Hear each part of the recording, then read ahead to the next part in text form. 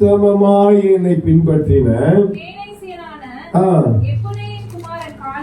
காலேபும் யோசுவாவும், யோசுவாவை குறித்தும் காலேபை குறித்தும் கர்த்தர் அங்கே சாட்சியாய் சொல்கிறார். உத்தமமாய் என்னை பின்பற்றினார்கள்.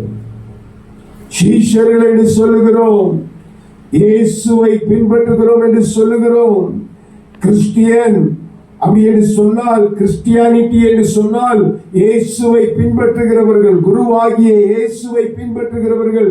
நீங்கள் புறப்பட்டு போய் சகல ஜாதி சீஷராக்கி இயேசுவை பின்பற்றுகிறவர்களாக்கி, அதே போல நீங்க சுவிசேஷ வாக்கியத்தில் எடுத்து படித்து பார்த்தீர்கள் என்று சொன்னால், நான் நீங்கள் பின்பற்றும்படியாக, நீங்கள் அதை கடந்து வரும்படியாக நான் உங்களிடத்தில் மாதிரியை வைத்து போனேன் என்று சொல்லி ஆண்டவர் சொல்லி இருக்கிறதை பார்க்கிறோம். பின்பற்றுவதற்காக அழைக்கப்பட்டிருக்கிறோம். பின்பற்றுவது என்று சொன்னால் ஏதோ நம்முடைய வாழ்க்கை ஏதோ ஒரு நேரத்தில் ஏதோ ஒரு காரியங்களை பின்பற்றுவோம் என்பதற்காக அல்ல. தேவன் நமக்கு சட்ட புத்தகங்களை எழுதி வைத்திருக்கிறார். தேவன் நாம் எப்படி வாழ வேண்டும், எப்படி அவரை சேவிக்க வேண்டும், எப்படி அவரை பின்பற்ற வேண்டும், நம்முடைய வாழ்க்கை முறைகள் எப்படி இருக்க வேண்டும், நம்முடைய பேச்சு எப்படி இருக்க வேண்டும், நம்முடைய நடத்தை எப்படி இருக்க வேண்டும் என்று சொல்லி ஆண்டவர் எழுதி வைத்திருக்கிறார்.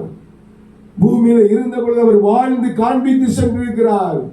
அந்த காரியத்தில் நாம் அவரை உத்தமமாய் பின்பற்ற வேண்டும். ஆமென் சொல்லுங்க பார்க்கலாம்.